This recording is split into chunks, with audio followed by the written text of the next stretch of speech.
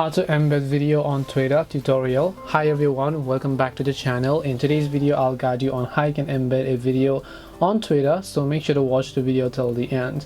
If you want to embed a video on Twitter, especially if you're on iOS, it is very simple, because all you have to do is simply go ahead and launch the Twitter application here. Then just select the video that you would like to embed, as you can see. Then just long press on it.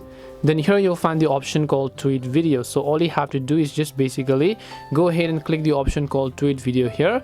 Now you can just add anything to this tweet, such as a caption or hashtag or whatever else.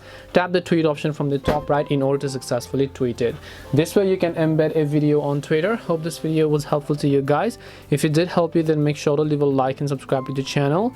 If you have got any questions, then feel free to leave them down below. Thank you for watching and see you in the next video.